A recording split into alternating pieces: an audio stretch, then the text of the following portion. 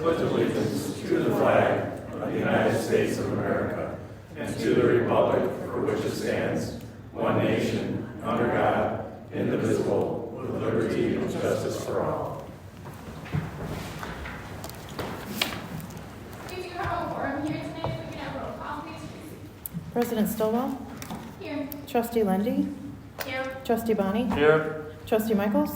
Here. Trustee Special? Here. Trustee London? Here. Trustee Roscoff? Here. Thank you. Do we have anyone sign up for a public hearing? We do not have any presentations tonight.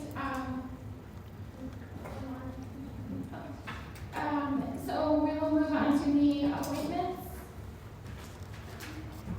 The first appointment is the appointment of Robert Earhart to the Planning Commission and Zoning Board of Appeals with a term ending May 1st, 2026. Do I have a motion to approve this appointment? I'll make that motion. Do we have a second? I'll second.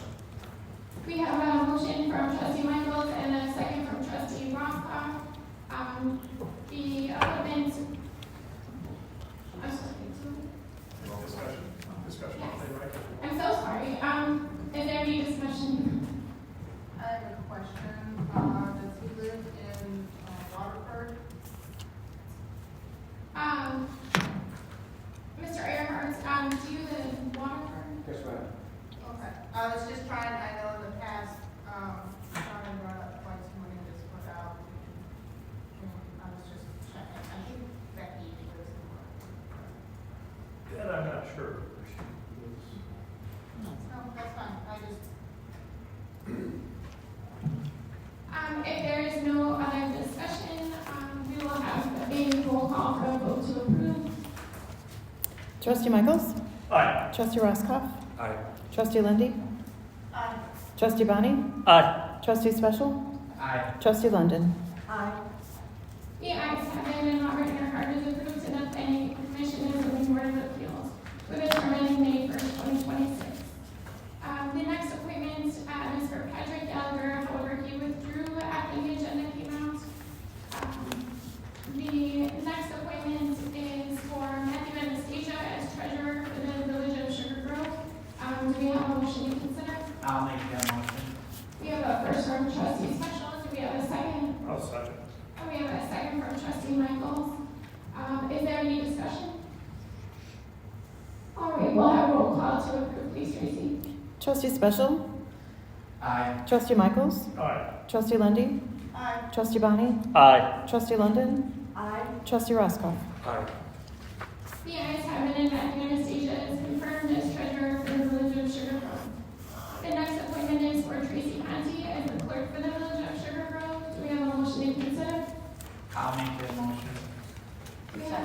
We have first from Trustee Special and a second from Trustee London. Is there any discussion? Hearing none, we'll have a vote to confirm. I'm sorry. No discussion, if we can have a vote to. Oh, sure. Trustee Special? Aye. Trustee London?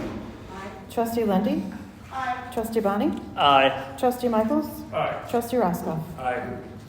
The ayes have it, and Tracy Conti is confirmed as the clerk for the Village of Sugar Grove. The next appointment is for Daniel Marion as the zoning official for the Village of Sugar Grove. Do we have a motion to consider?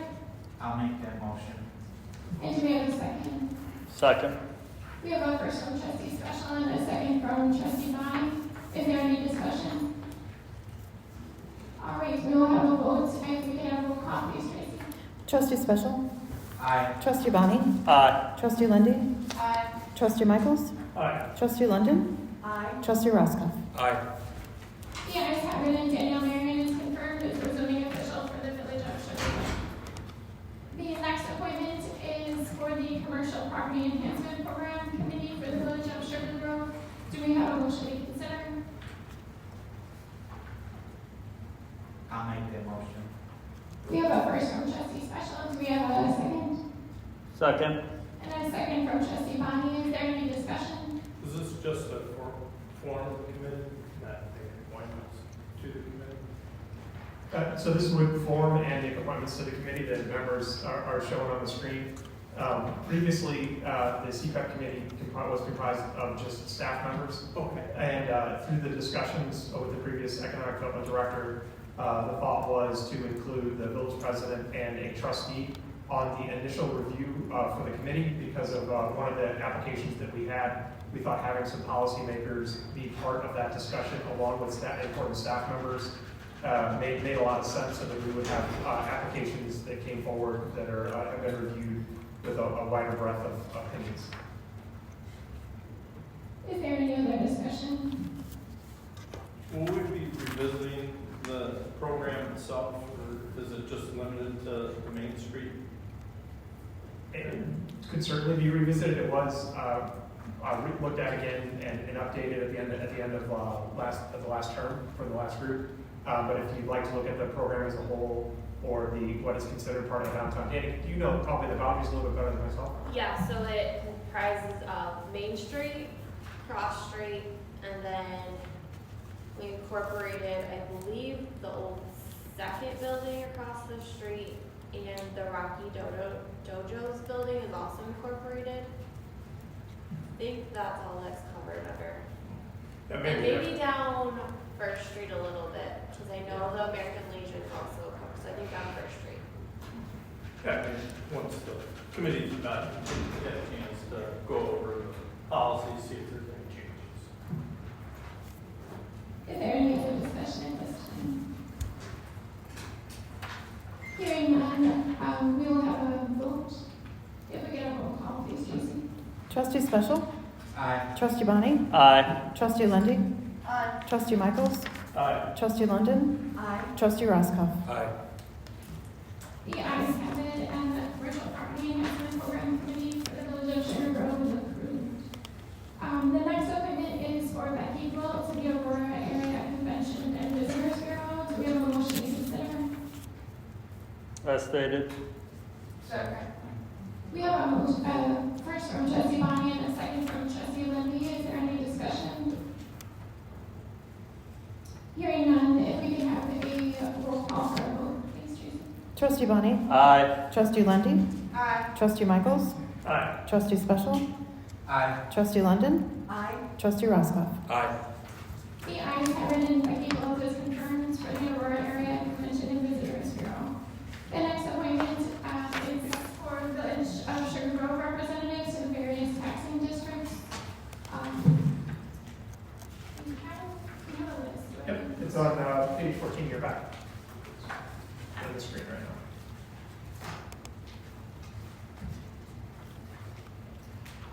For the airport, we have Tony Special, the Arts Committee Group in the Grove, Sean Michaels, the Cornwall, David Calick, and Ramon Alvarez, Ethics Advisor, the Village Attorney, Fire District, Michael Roscoff, Investment Committee, Sean Michaels, King County, Sue Stillwell, King County Forest Preserve, Heidi Lundy, Kingman School District, Sue Stillwell, Library, Heidi Lundy, Metro West, Sean Michaels, neighboring municipalities, specifically Auburn and Nora London, Park District, Sue Stillwell, Sheriff, Matt Bonney, State of Illinois, Sue Stillwell, Sugar Grove Economic Development Corporation, Michael Roscoff, Township, Nora London, and Wabanzi Community College, Monica Hubbell.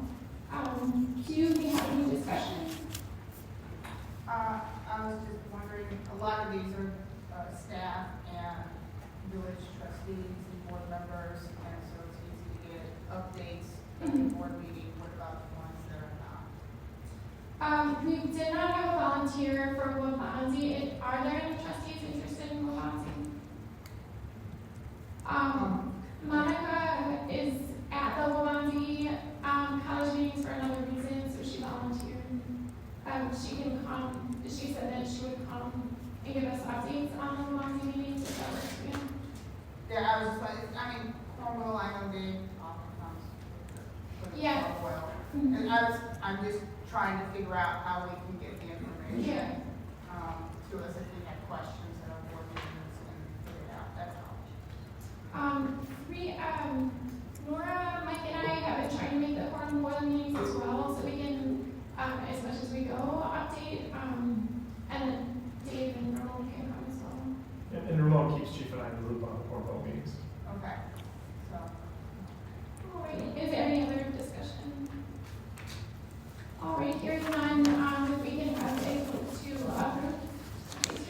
Was there a first and a second?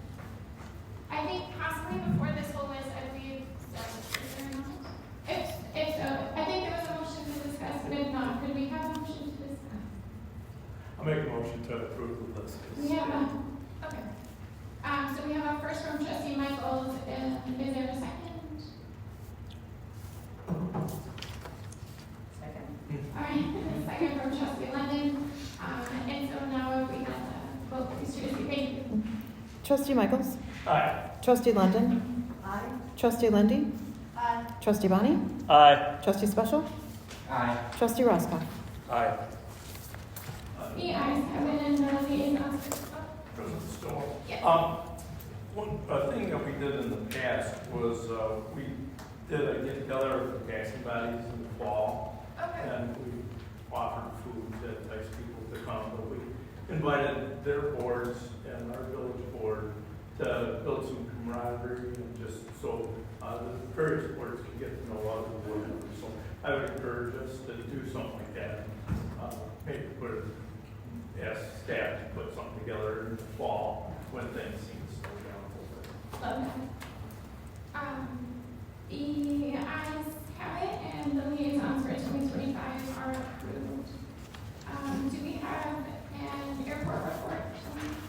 No report.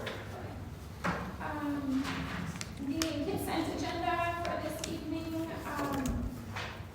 have public comments on scheduled action items?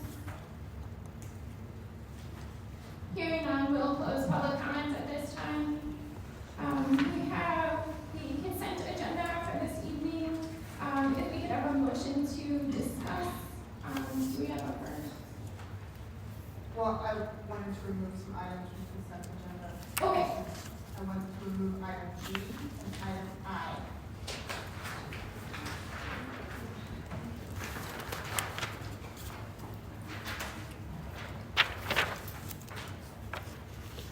All right, with the exception of item G and I, do we have a motion to discuss the consent agenda? I'll make a motion to approve the consent agenda with the exception of G and I. I second that. All right, the consent agenda items for this evening are the approval of the May 2025 board meeting minutes, approval of the vouchers, a resolution for the agreement with the Kane County for hazard mitigation, a resolution for the authorization for purchase of Axon body worn cameras and taser program, a resolution approving employment agreements, a resolution approving the agreement with the Sugar Grove Corn Boil 2025, a resolution approving Merrill and Wheeler Road joint funding agreement with IDOT, and a resolution codifying the purchase of sport cars. Is there any other discussion? If we could have a vote, please, to approve the consent agenda. Trustee Michaels? Aye. Trustee Lindy? Aye. Trustee Bonnie? Aye. Trustee Special? Aye. Trustee London? Aye. Trustee Roscoff? Aye. The ayes have it, and the consent agenda is approved. Next, Can I make I'm gonna go back. Yeah. Oh, make a motion to approve item G, ordinance amending Village Code Title 4, Chapter 4, native plants. all right, and do we have a second to approve the ordinance for the native plants? I'll second. And we have a second from trustee Roscoff. Is there any other discussion? Yes. I have a discussion on that. I like the idea of native plants. What I have concerns about is the vagueness that the code has. So the way I looked into this, and I have a question about, do we need to follow the noxious weed statute for the state of Illinois? And is that stated in, it doesn't seem to be stated in the. Sorry, this is okay. So we spent a lot of time looking at what exactly was a native plant, and the Department of Natural Resources has about 40 different plants listed. The discussion was basically we could be overly inclusive and get into the details of it, but that would actually be the burdensome of enforcement. I think our enforcement officers would be tough for them to identify 40 different species of plants in that sense. I think the intent was, if someone is maintaining native plants or plants, and it's not just weeds like you're talking about, our code enforcement officers would have some discretion to actually figure out what is which. And that's, I'm not talking about, it's gardens or actually planted plants as opposed to just weeds that are up to a certain height. So it's giving some discretion within code enforcement officers to actually go with the intent of the original ordinance. No, I understand that, but the way it's written, if I have wild onions growing in my yard and they're over 8 inches, they are a native plant, and so I cannot be cited for those. Well, and that's kind of the problem, is like, you know, so, to define native plants specifically as opposed to generally, it's going to be, you know, we can include everything, that could possibly be, you know, what's a native plant. So it's more about the intent of, the actual planting itself, in the maintenance of it versus defining which specific plant species are there. So if ragweed is a native plant, if my neighbor has ragweed growing, and our code official goes and says, hey, that's a weed, you know, you need to cut it, they can point to our code, which does not say anything but native plants are accepted. All I'm concerned about is when we make ordinance and we make changes to it, we need to look at how we can keep it from being abused. Right. So you need to look at all aspects. I understand the intent, and I love the intent, but we, you know, poison is a native plant. You know, scummy cat is a native I plant. think, Go ahead, Mary. that weed is on the noxious weed list, and I think the noxious weeds in the ordinance is not allowed, so then the code enforcement would be able to use the judgment. It is noxious weed, is the noxious weed ordinance, is that referenced in our ordinance? No, but that applies to homeowners associations, the state. Not noxious weed, You're Do you saying, have a copy of the ordinance, because I think it is. that's homeowners native landscaping, the HOA one. okay, I apologize for mixing up my state laws then. I think he's gonna pull up the ordinance, but I believe Danny, do you have a copy of that? Yeah, pulling up right now. That's why I kind of was asking that, is do we stay in there so we can point people to the The noxious noxious weed? weeds still on. You're saying that Sugar Grove noxious weed ordinance, you're saying? No, the state of Illinois. State, okay. It's I do not believe our code references it, I'm going to confirm right now. If it doesn't, maybe that's an adjustment we can make to allow native plants with the exception of noxious weeds on our ordinance. We need to give some kind of idea also. Of which list we're referencing, like what's the official source? Is that what you- Well, yeah, I'm worried about abuse. You know, do we want to say if it's a native plant, it has to be in some kind of designated small area? Or if you want to make your whole yard native plants, I don't have a problem with that, but perhaps make them come with just submit a small planting guide, you know, or showing this, I'm going to do my whole yard, so here's the planting thing, so you can't, you know, so please don't, you know, make the code officials aware of this whole thing. Or if it's a small area, make it so it has to be somehow designated, you know. Right, and my understanding too is this only applies to a number of properties that the code enforcement officers will know as native plant areas, planted areas intention. And also, there's always the chance to go before an administrative hearing officer and plead your cases that way as well. The intent is, and I understand what you're saying too. And it's the will of the body. I mean, if the body wants to say we have to submit an application for native plants or a permit or anything. I'm not saying submit an application for native plants, unless you want to have your whole yard go native plants, otherwise maybe have it so it's a designated area in some way, shape, or form. Right. Otherwise, you get, you know, well, I haven't, you know, my wild onions grow faster than my grass, and now they're taller, and it's too bad, you know, they're a native plant. Right, no, and this is the question of, you know, how specific do we want to be in the ordinance? And this is the question for the board. I mean, if the policy was basically to protect people that plant native plants generally, that was reflected in the ordinance. Now, if we want to get more specific, we can do that as well. Well, I want to protect against some abuse, because the way the ordinance is written, though, someone could do that. Well, right, but then they have to go before the administrative hearing officer too and plead their case there. And that's arguably the protection of both overreach from the village and also overreach from the taxpayer. Yeah, so you're purposely trying to be vague. Well, and I say this in the sense of, I mean, I understand your concern, and, Yeah. you know, that we could write it that way, that's not a problem.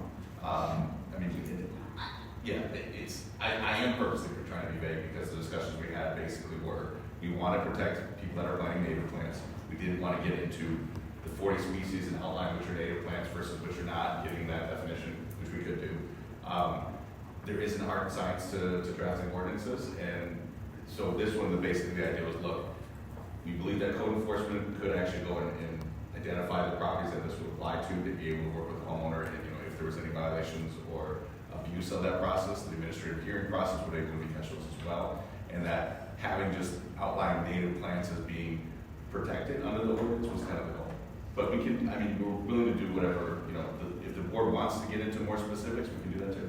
Like I said, and maybe it's because I have teenagers, that I look for the way Right. it can't be abused, and I just want to see if we can prevent that. Because if some of these noxious weeds grow faster than grass, and if someone doesn't want to pay the fine, then they can say, it's native. Sure. Would it be possible to, so I know right now we're just adding in native plants. Could we say in native plants with the exception of noxious weeds, so that if someone, you know, has ragweed or, you know, something? We could basically specifically reference, and Madam Trustee, you have 505 ILCS 101. This is Yes. the Illinois Noxious Weed Law. We want to basically make sure we're in compliance with that act, and that would, so basically native plants, except for those in violation of 505 ILCS 1. Yeah. And I believe that they would have to anyway, because that's state, and I believe it's for individual or anybody who basically owns property. The way I read it, although I'm not an attorney, I believe that applies anyway, but I wanted to see if we could. Well, if you're setting under our ordinances versus that, you know, like for example, in the vehicle code, we could Yeah. actually have our police officers enforce state law, but we also have to enforce our law, so we could just use the state law. That's what I'm Okay. suggesting, at least have the noxious weed maybe put in there, which does, I believe, include on its list stuff like ragweed, if someone tends to be allergic to that, and a lot of people are, that's probably not Heidi, something. can I add something to that? Also, I mean, is there a limitation of the amount of property? Can somebody turn a yard into native plants? They could be, you know, 5 foot. It's like you're out in the middle of nowhere in the front yard. I think most people, and this is just my personal opinion, but I think a lot of people here live in HOAs that would determine that, but if they're outside of an HOA and they want to have a native front yard, I'm not opposed to that. Then, if they want to have the whole area native, I'm not opposed to that, but then that puts a lot of pressure on our code official. And I want to, I just want to be careful of some abuse that can be used as taking advantage of vagueness. And I don't want to put too much pressure on the code official. So that's all I'm trying to explore. You know, I try to find all the problems ahead of time before we put it in. I mean, I agree with what you're saying. I mean, there's going to be some abuse, and there's, I mean, if you have a garden, that's one thing. You have a whole yard. I'd be opposed to that. I mean, but what's the answer? I don't know how you do the language, so it's at the discretion of the code enforcement. I mean, how else we put it in there? Well, I mean, and this is the policy discussion. It sounds like we definitely, and I'm just reading the consensus of the board. I mean, no one's objected to basically allowing for native plants, removing noxious weeds. Now there seems to be a discussion about how much of the yard. If we'd have a further discussion on that from the other trustees, maybe we can kind of reach a consensus and bring back an ordinance that reflects the desires. Do you want to limit it to gardens as opposed to the whole yard? Do you want to have, it's the will of the body.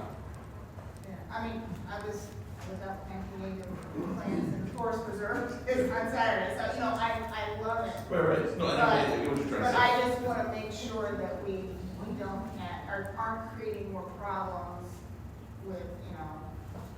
And the other thing too is, you know, we can always amend it if it becomes a problem later on. But yeah, no, I understand, some people may not want to be next door to somebody who has an entire yard of native plants that can grow as tall as they need to, because then they have concerns rodents and stuff will sometimes be in the taller grass and the taller plants.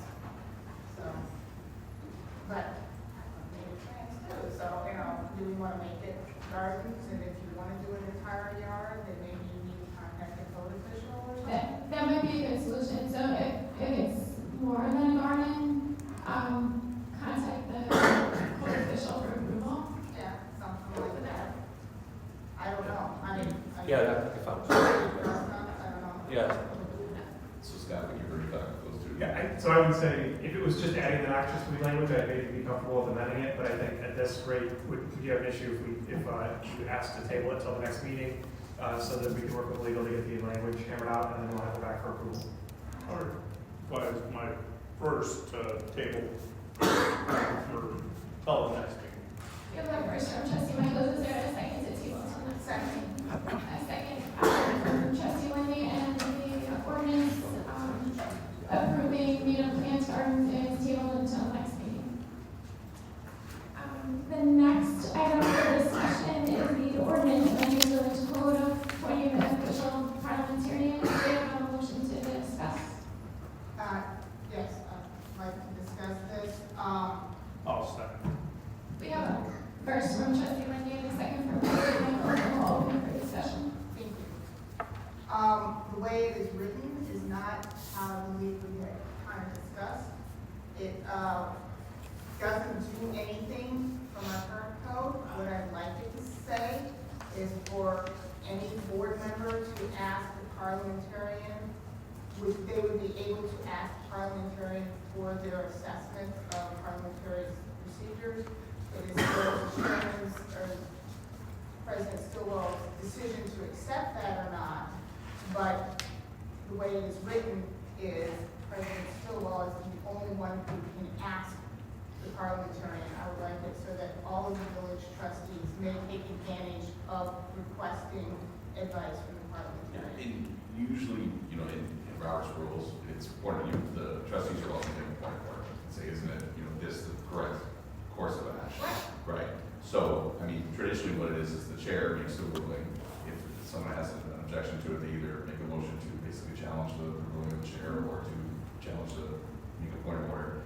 If you want to have this, it's the will of the body, and if you want to amend it to actually allow members of the board to seek an action of the parliamentarian, we can do that as well.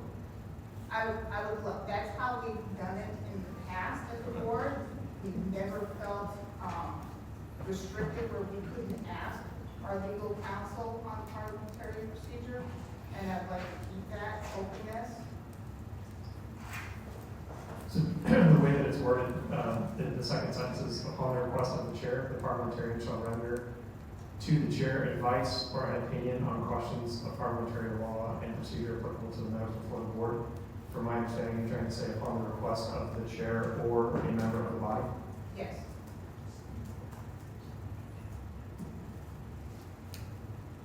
Is there any other discussion on amending the village code appointing the official parliamentarian? Although it hasn't been approved yet, so if that's the motion you're making, to amend basically, right? To amend it as Right. stated, Right, so then you need a second to do that, so just making sure, I make- right, yeah. yes, so I make motions We have a motion to to amend, approve as to approve as amended from trustee Lindy. Do we have a second? I'll revise my second. Amend my second. Okay. And we have an amended second from trustee Michaels. Can we open it to a vote? Tracy? Trustee Lindy, aye. Trustee Michaels, Aye. Trustee Bonnie, Aye. Trustee Special, Aye. Trustee London, Aye. Trustee Roscoff. Aye. The ayes have it, and the amended village code ordinance appointing the official parliamentarian is approved. The next item, we'll now open the discussion to general business. If we can have a motion to approve discussion, the first item is an ordinance amending village code title 12, chapter 7, dedication of parks, stands, and school sites, or payments and fees in lieu thereof. I'll make that motion. We have a first from trustee Michaels. Is there a second?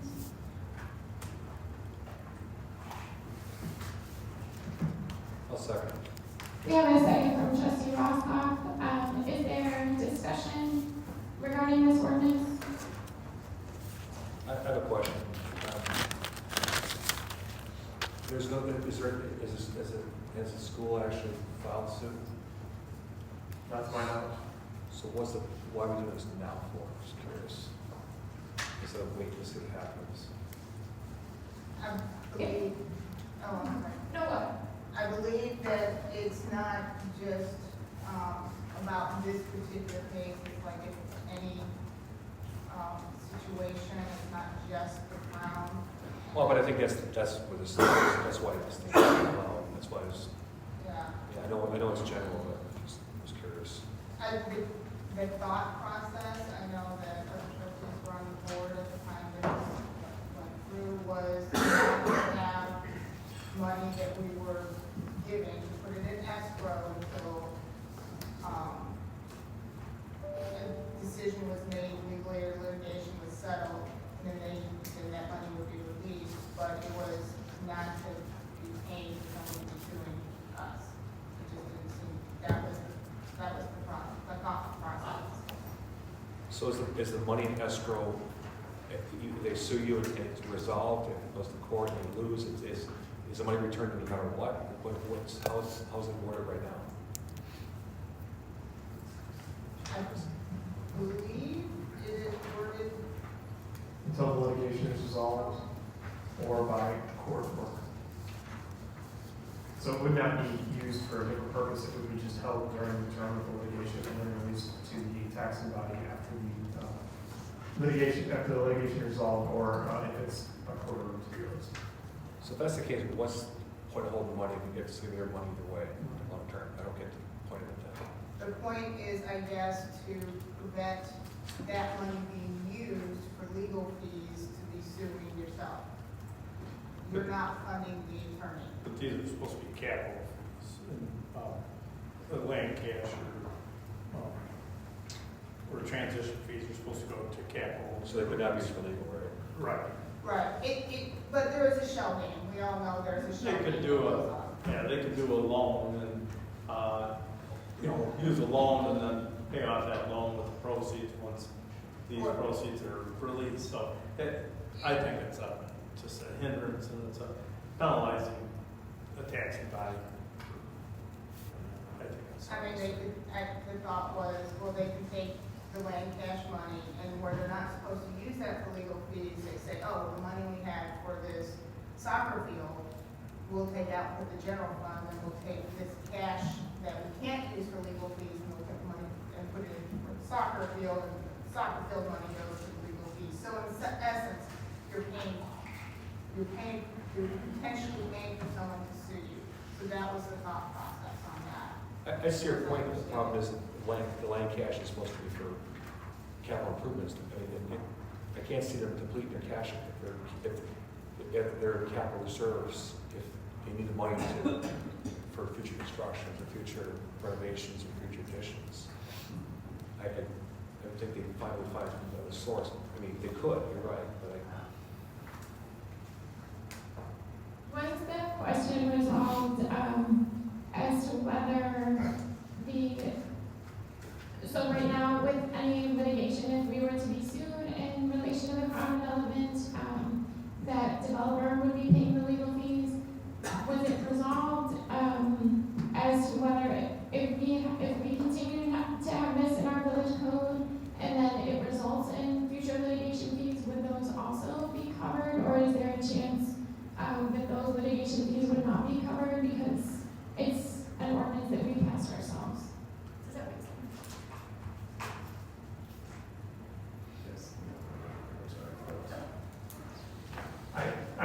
So the annexation agreement is very specific for what is covered and when the legal fees are covered and when they're not. An example is if the TIF is challenged, the annexation agreement doesn't mention anything about litigation around land cash or impact fees. So it's not mentioned at all in the annexation agreement. In looking at this, it does apply, as written, proposed, it would apply to future litigation potential. These funds shall not be used for legal or litigation expenses. And that's future facing as well. I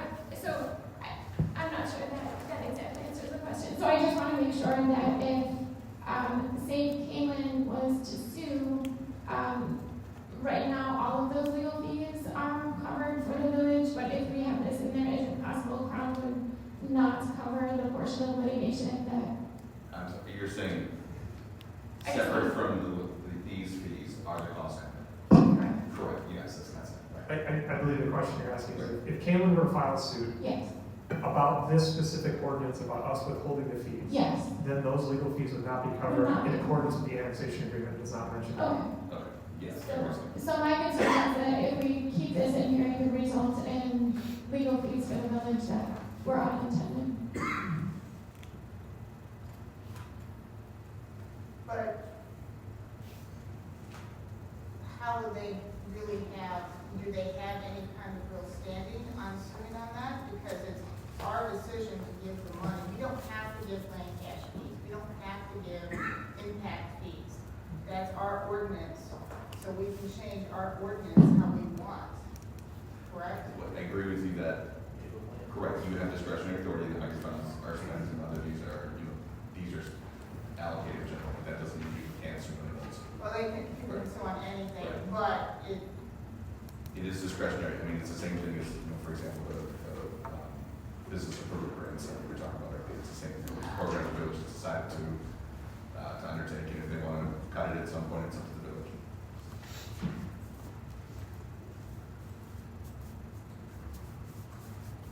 But it still would prevent them from suing, because they can argue that the point of this ordinance is to cut them off from suing.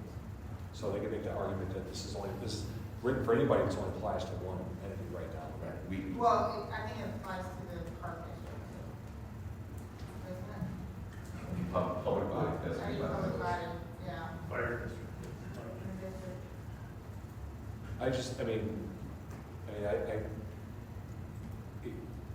if this goes to litigation in the school, this goes on for a year or two, I can totally see this coming back to bite us. I just think that, the school would, they could try to sue us. I mean, I don't know if it's worth, I don't know if they win or not, but I wonder if it, what happened with the court, because it's you sue us, it's directed to them, so I'm not sure. They've already, it was stated publicly, they're already considering suing the village, and so, there is a good risk that this would be part of it. I personally think that we should reduce our risk by removing it. I don't think we have much to gain by keeping it in there, but we could, lose if we have to litigate it, and those costs aren't covered. I'll call the question.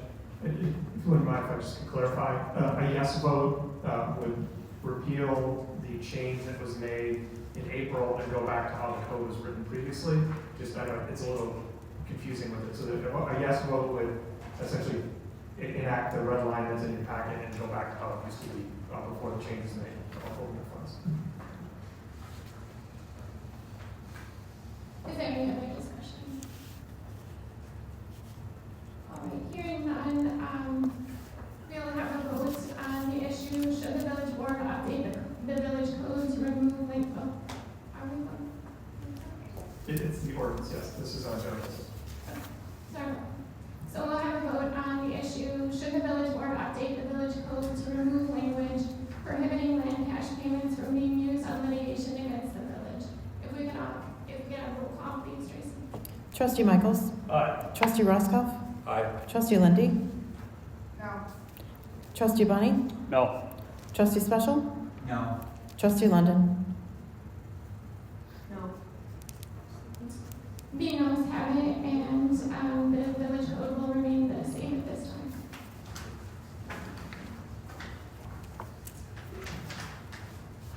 And the next order of general business is a resolution amending zoning, subdivision, building permit fees, and other charges for 2025 and 2026. Is there a motion to discuss?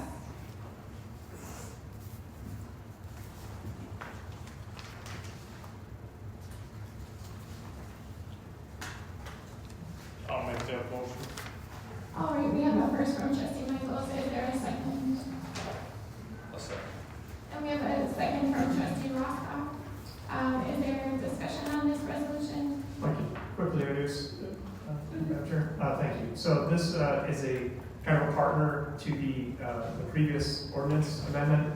We do not have our impact fees in village code. Instead, they are adopted by resolution annually with the budget.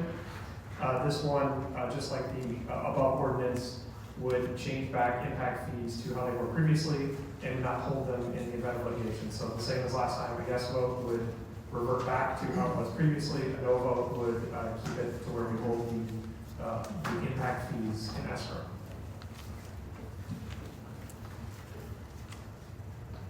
Is there any other discussion?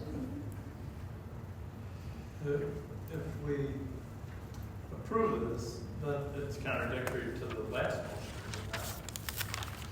If this is approved, we would hold land cash, but we would not hold impact. But we have to approve them separately because one, we can't approve both at the same time. One's in village code, the other is an ordinance that's adopted. So it just needs to be two separate votes, even though they are extremely similar.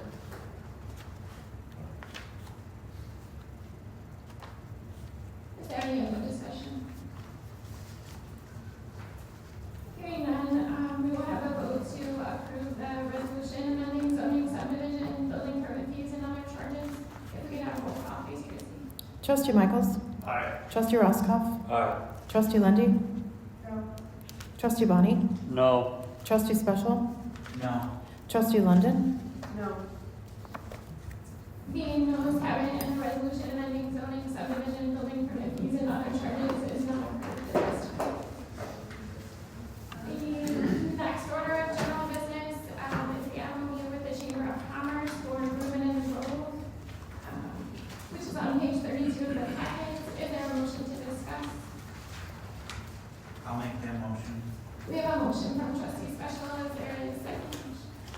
I'll second. And a second from trustee Michaels. Is there any discussion? Which we did. Thank you. So we have an MOU with the Chamber of Commerce.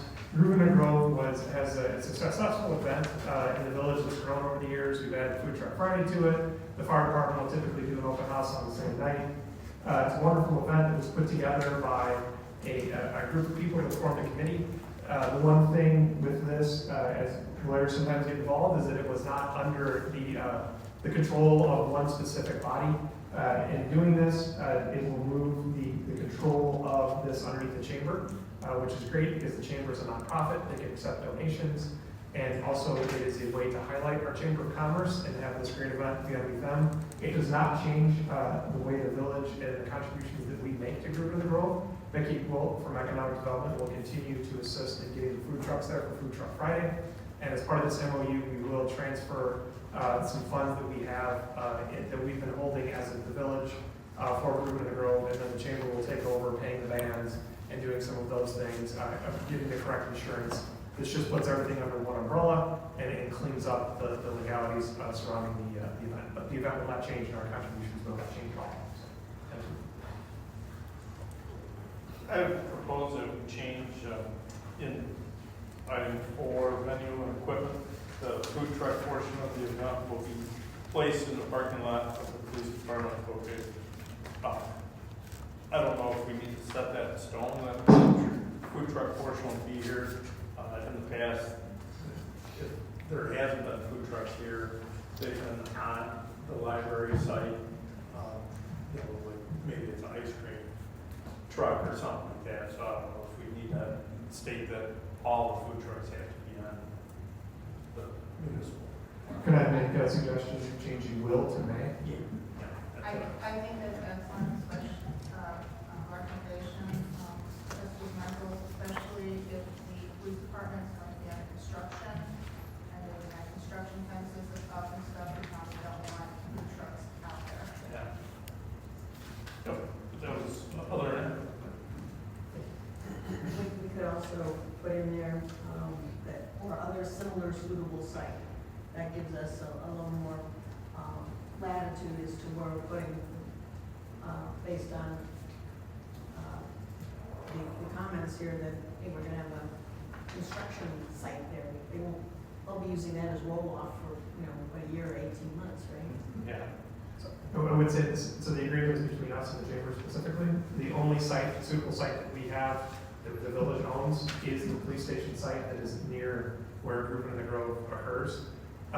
So they may have an agreement between the chamber and the library or the chamber and the fire district where they can have food trucks there, but this agreement doesn't include fire and library.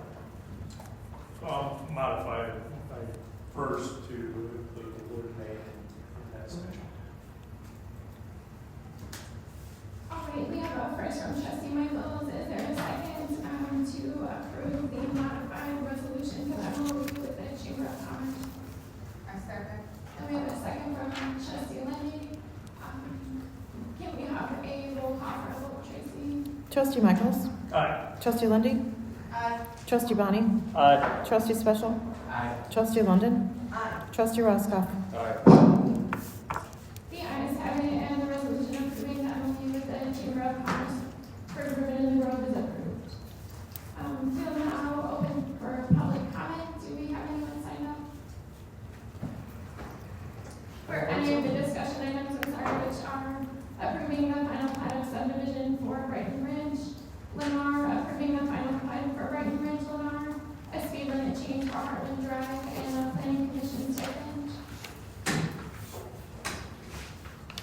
I know there's some public here that would like to comment on something that's not on the agenda. Yes. The first person signed up is Jason. I didn't know if it was. Good evening, everyone. I just wanted to kind of comment on the appointment of Patrick Gallagher to the Planning Commission. Obviously, we all know he withdrew his application, and I think there were some issues of whether or not he felt safe being on that body. I just want to kind of remind the board that President Stillwell and trustees London and Roscoff were elected with 57% of the vote from the village.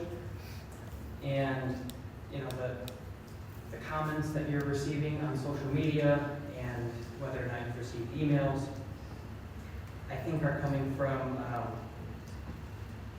term that's kind of been used before, a loud minority of people that are raising their voices simply because, honestly, they lost the election and they don't like the ideas that are being brought forth by President Stillwell, but 58% or 57% of the village agrees with the sentiment and the choices that the president is bringing to the table. So I'd just like to, remind you guys of that.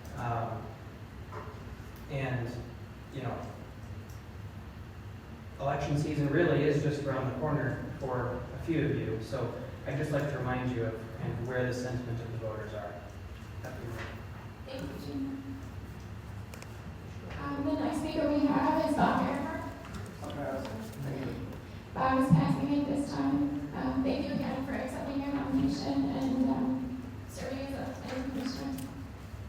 Are there any other public speakers at this time? Joe, you didn't want to talk about the road, Neil Road? Well, I can cover for that, but we live on Neil Road, have for 40 years, and it's pathetic.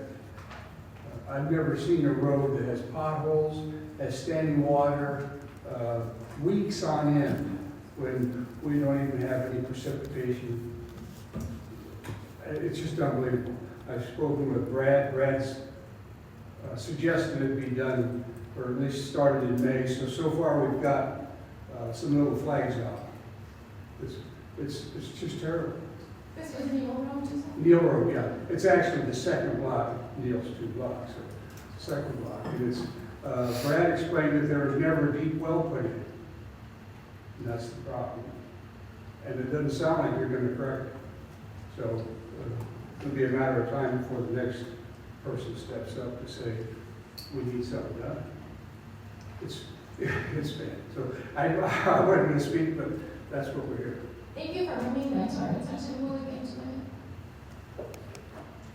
Are there any other public speakers for the discussion items or any other items?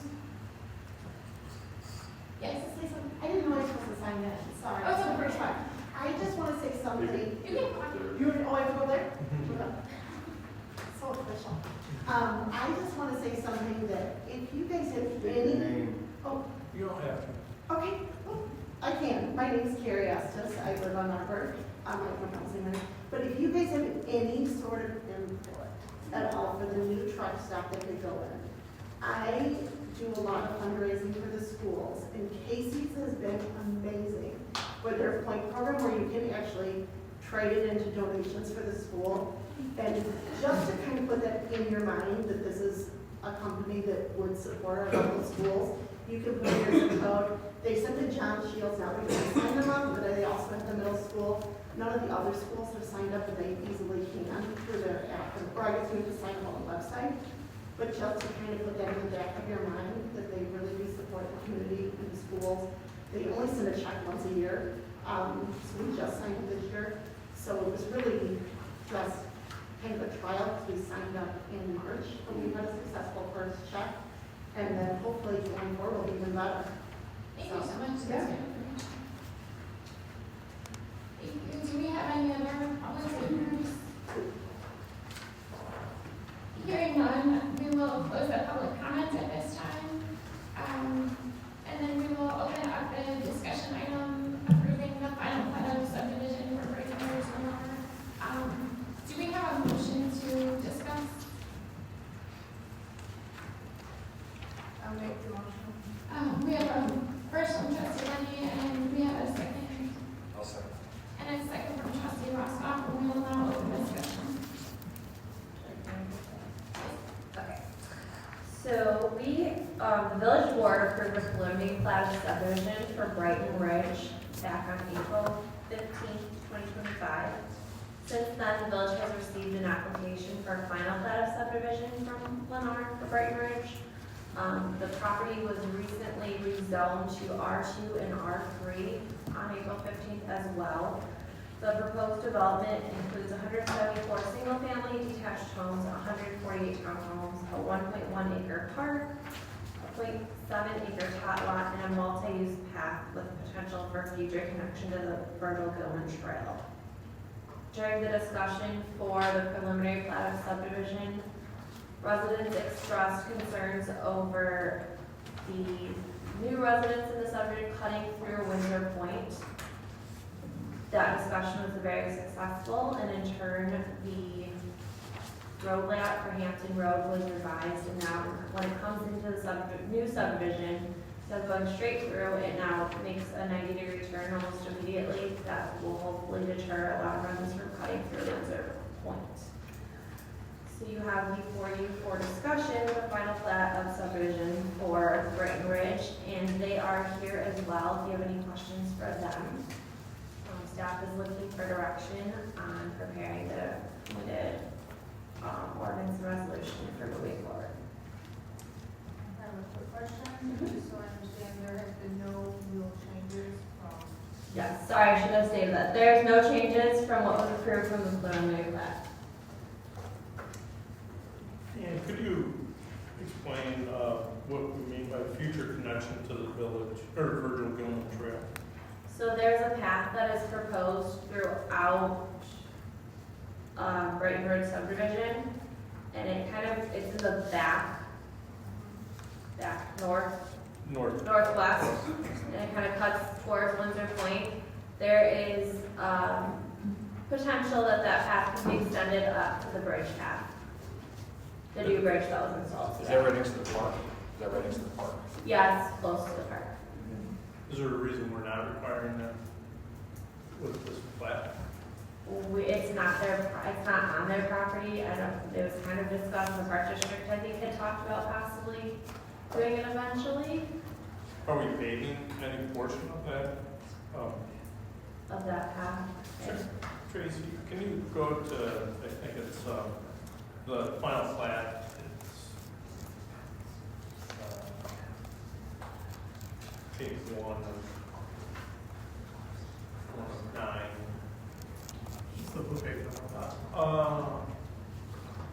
Yeah, This one? it's right there. This one? Yeah, and then, so it was a 500 or whatever, that number is?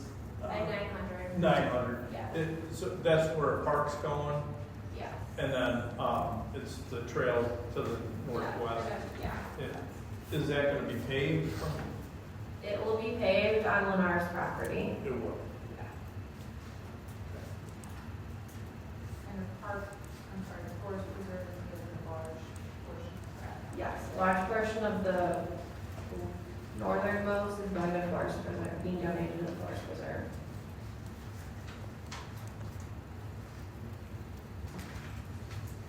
I believe paying $20,000 up to clean up, is that correct? Yeah.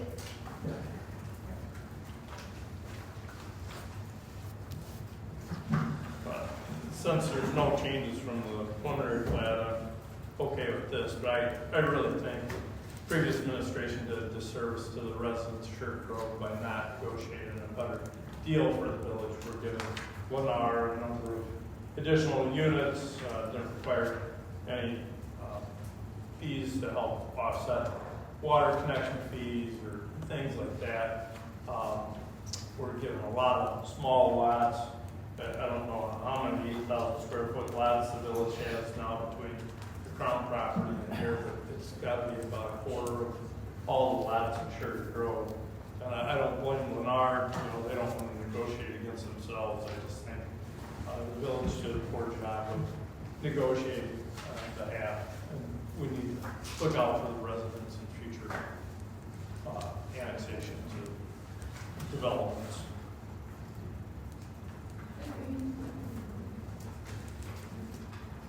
Is there any other discussion?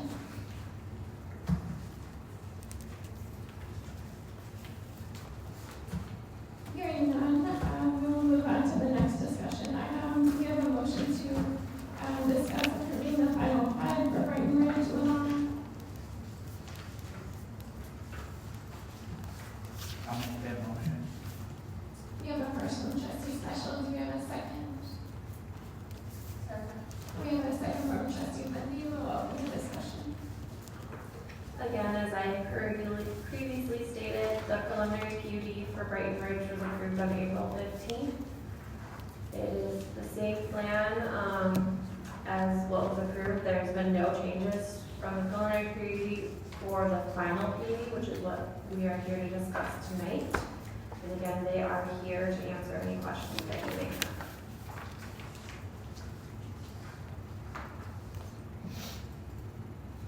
Is there any discussion or question?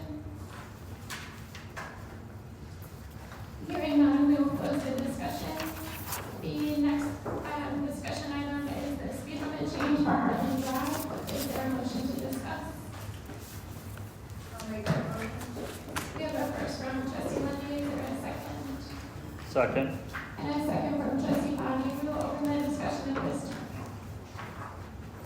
Good evening. Just a little bit of history here so that I learned well before me, and I appreciate the assistance from Brian from Public Works that helped me fill in some of the gaps. The street names I wasn't familiar with, but right now we have Wabanzi Drive, which is connecting off of Route 47 across Wabanzi Community College. The VP is the solar business that currently is on that property along with another parcel on the north side of the street, and then the water retention is on the other side. But as soon as you turn off of Route 47, there's a speed limit sign that most people probably didn't realize that was there. It's been there for quite a while. Is at 40 miles per hour, and that roadway is just 2 lots.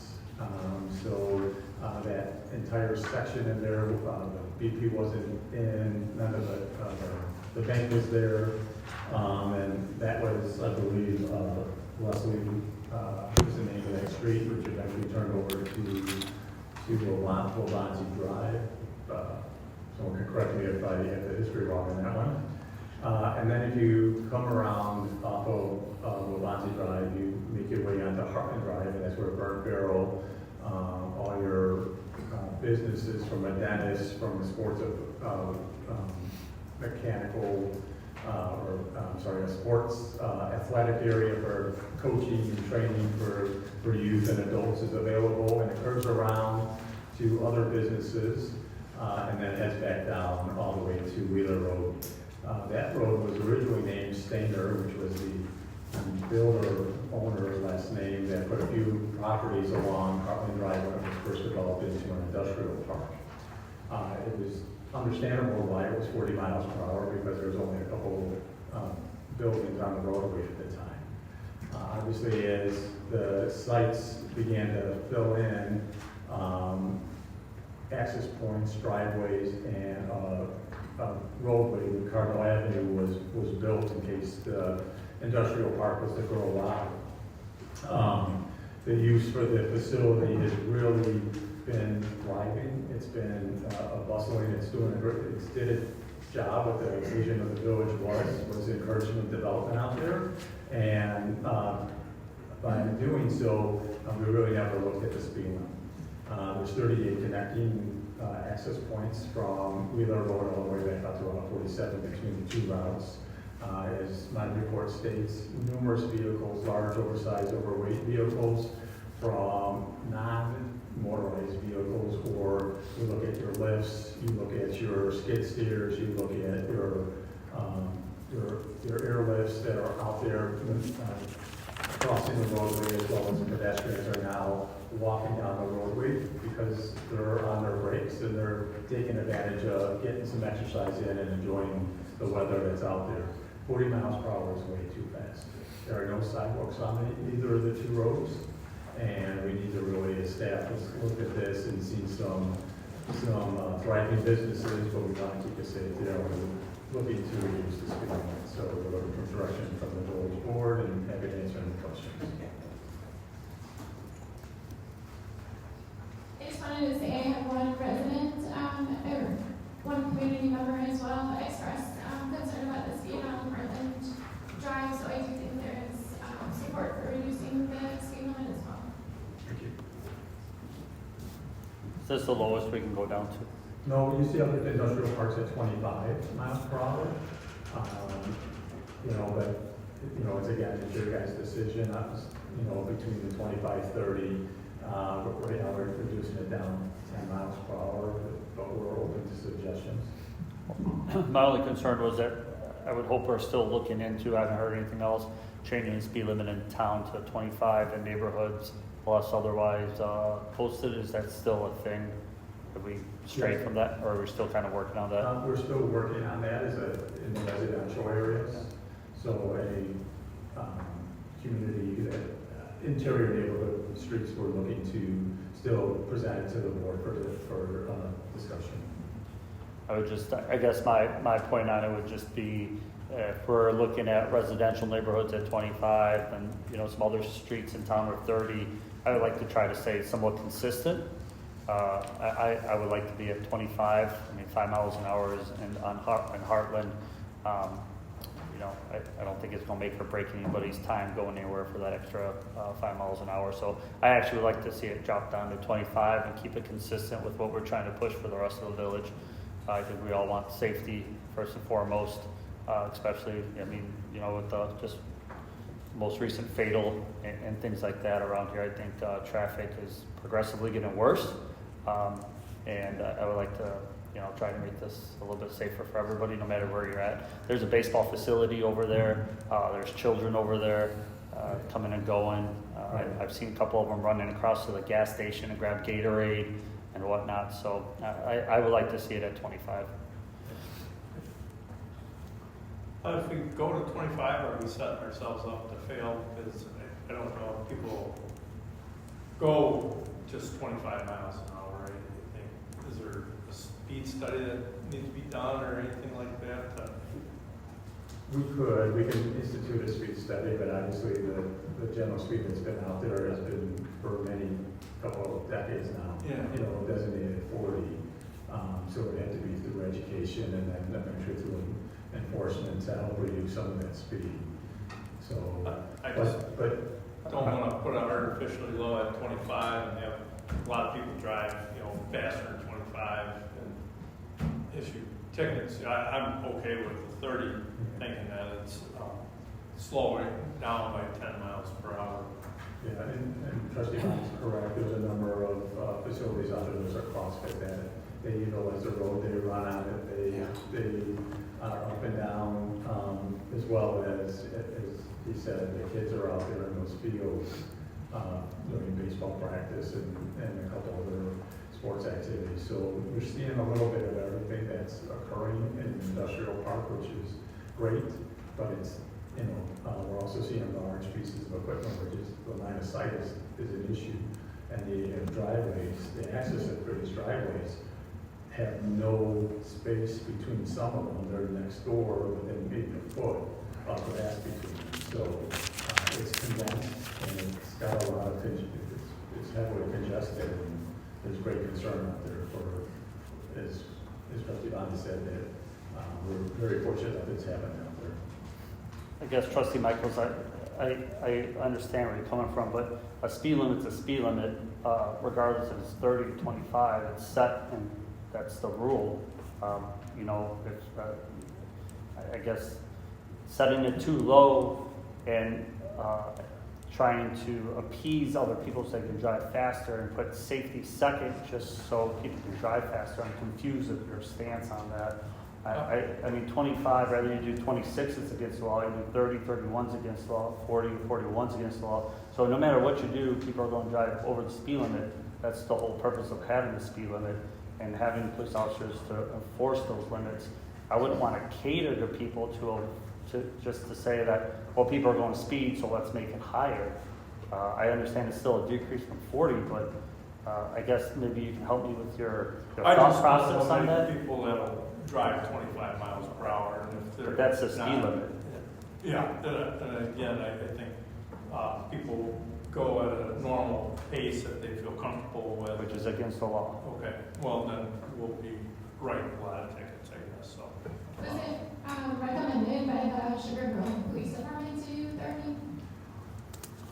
Staff didn't have an opinion. We had 25 and 30. We saw a number of communities around us and further away at the 25 mile per hour. But you know, obviously dropping it more than 10 miles per hour. We were hoping, you know, the village board would be okay with dropping the speed limit, and you know, if we can get it down to 25, that would be phenomenal for us. I am referring to experts in this area. I think 25 is fine. Have we set up the speed trailer there? Yes. Yeah, the speed trailer's been out there and the speed sign's been on regularly as well. And you gotta remember too that after hours, and I think in my forward report I put in there, this is a cut-through street. Even though some of the businesses are still open after the 8 to 4, the 7 to 6 to 3, there's some high rollers that we're stopping out there. So they're cutting through, and sometimes it's kids that are heading to college that are up in the 70s. And sometimes it's other residents or others from other communities cutting through, coming off of Wheeler Road and using other ways to maneuver around Route 47. So it is a concern. It doesn't matter, you know, right now it's at 40, we still have to stop those vehicles. So, but it's very unusual to have a 40 mile per hour speed limit in an actual industrial area. You see it on Sullivan Road in Aurora, but it's a divided highway in 4 lanes. This is a 2-lane road. But when you get within the other areas and other industrial parks, it's in between 25 and 30.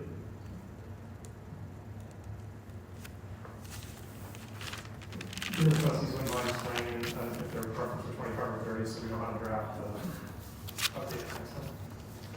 I'm for 25. I'm good with 25. 25. 30. 25. Thank you. Is there any other discussion? Thank you. Hearing none, we will close the discussion item at this time. The next discussion item is the planning commission stipend. Do we have a motion to discuss? Motion. We have a first from trustee Bonnie. Is there a second? I'll second. And a second from trustee Michaels.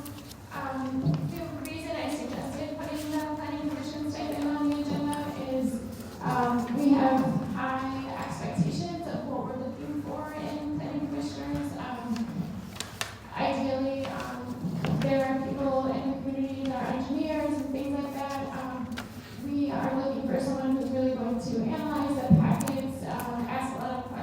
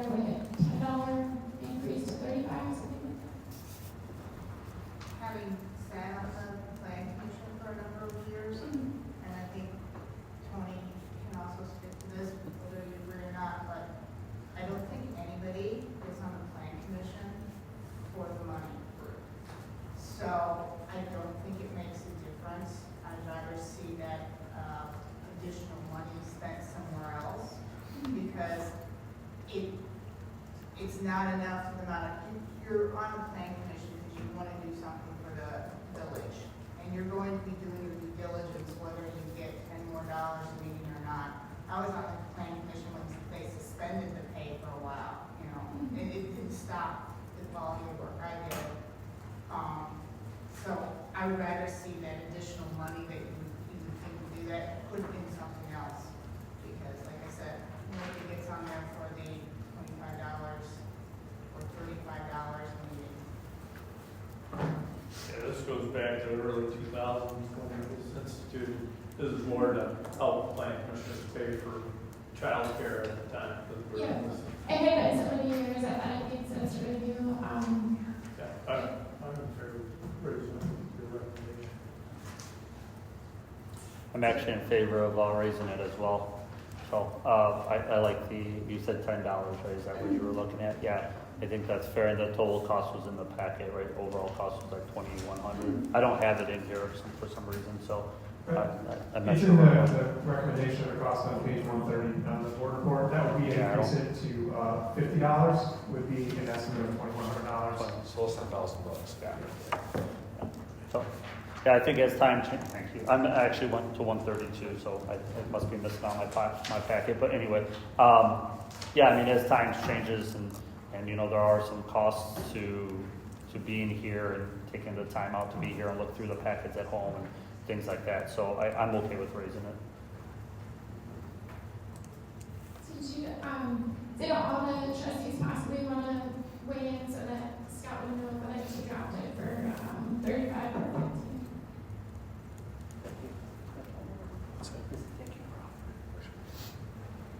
I would in favor of the suggested $10 increase.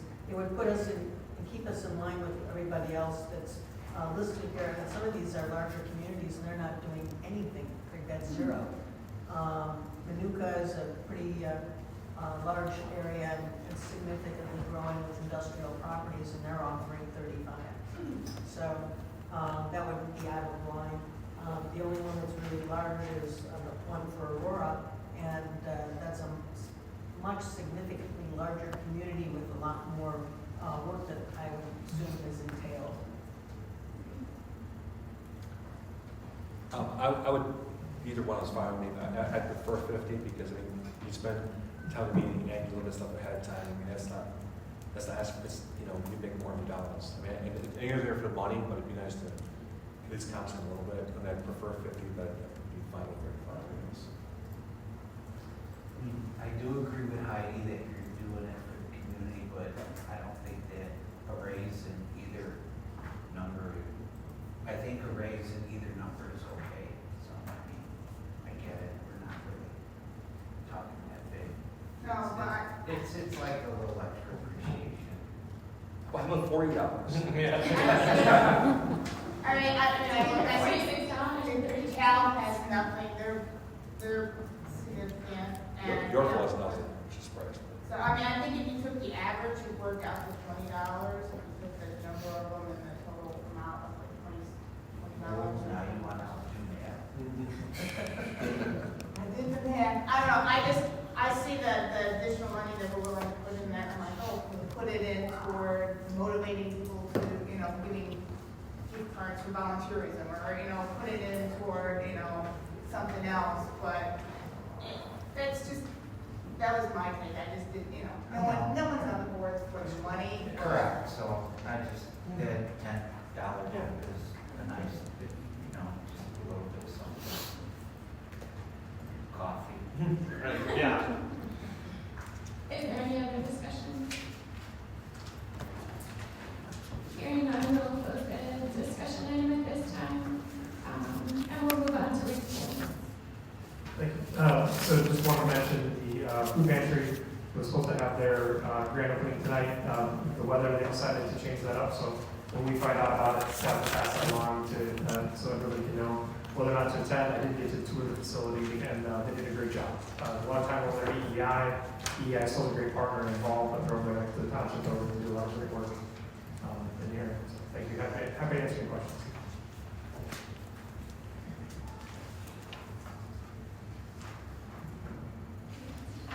Yeah, Matt. Nothing further. Brad? I have 3 things. The bridge was installed today from the point pedestrian bridge. So we still have to wait for the pedestrian path, because the big part's over with. Yeah. Trustee Michaels was out there with us, so. And then, West Wheeler Road construction started Monday. The rejuvenation process is done. They're gonna put culverts in tomorrow. They intend to have it paved by Friday. And then we had a hard start date for the road program of June 16th. Could you respond to the resident comment about Hill Street briefly, Brad? Yes, I do. I've talked to several residents over there, and at the time, I didn't have a schedule, but I told them it would be, June-ish, and we had a pre-con meeting with them, so letters are going out to the residents. They should have went out Friday, notifying them of the maps. And some kind of schedule. Are we milling Neal Street down? Well, like 95% of the curb is getting replaced. Oh, Yeah, to try and get better drainage out. Oh, okay. That was our intent. yeah. Because there's nowhere to go with the storm sewer still, so that's what we can do, work on the drainage center. And it's gonna drain to the east, along the curve. There's some grading down in that end ditch and all that stuff too, is running right. Okay. Brad, questions for Brad? Dan? I have nothing to add. Chief? Saturday, we participated at the library event in the parking lot. The Deputy Chief Alcaraz was out there and said it was a great event that they hosted and was happy to be present.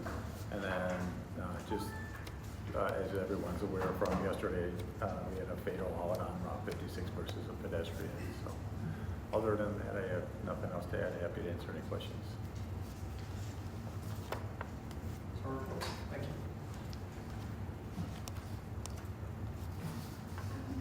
Do we have any trustee reports, trustee Lynn?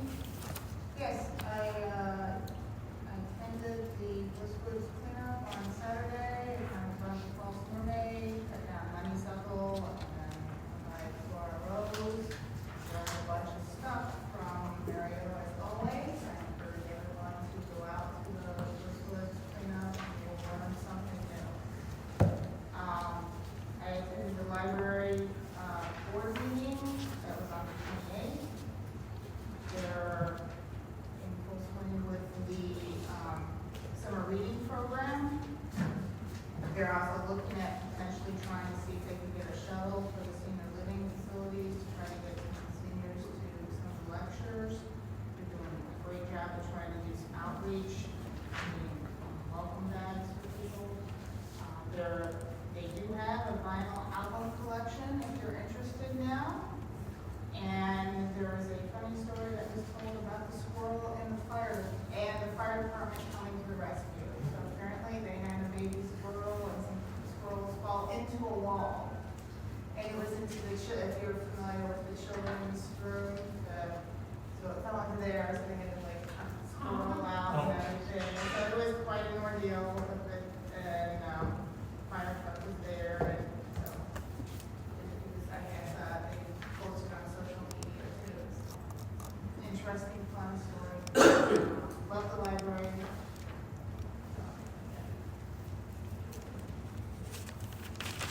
Not a lot to report right now, but supporting the Chamber of Commerce fundraiser, which is this coming Friday. They are doing an adult prom, and a couple of us will be attending.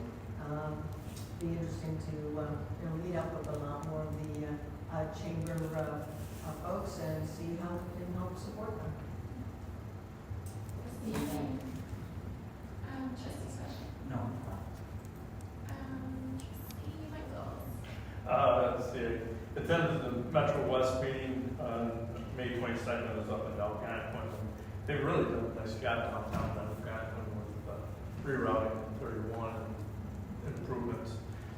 Metro West does have a barbecue, if you will, up at Lions Park on June 26th, and it's open to all the trustees. And if you can go, it's a good time to meet with other trustees and municipal leaders and even elected officials from the state and state reps. That's June 26th. And then I was in Windsor Point today for the delivery of the bridge. It was pretty impressive.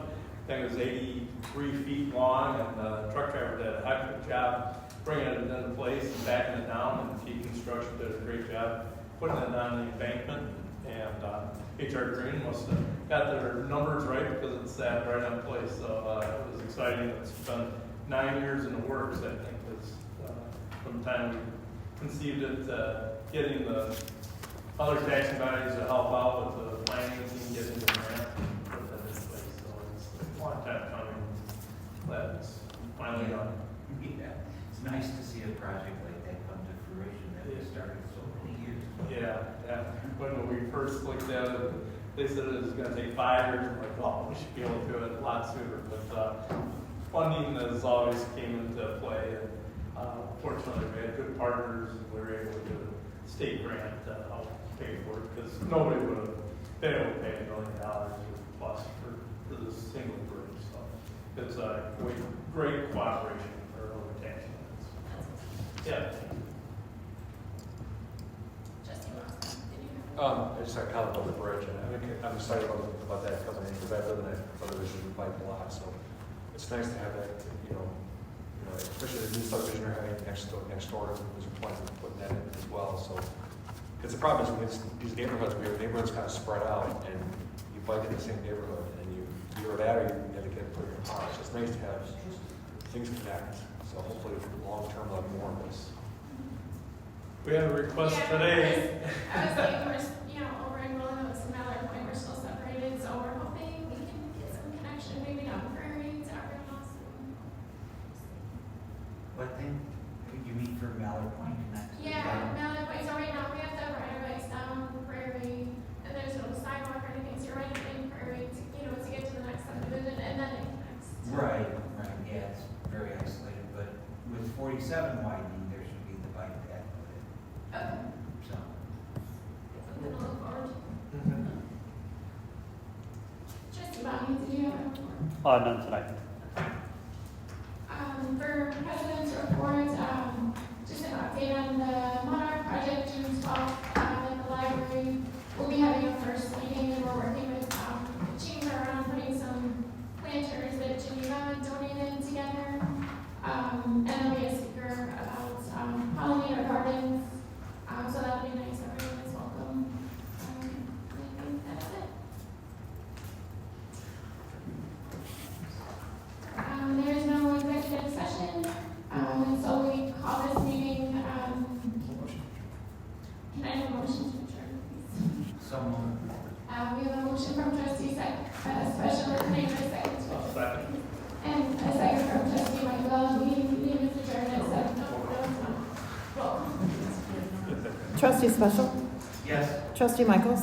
Aye. Trustee Lundy. Aye. Trustee Bonnie? Aye. Trustee London? Aye. Trustee Roscoff? Aye.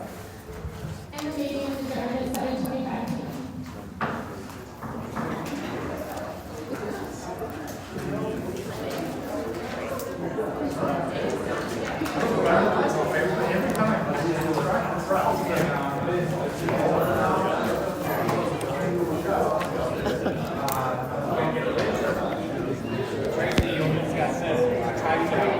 I know.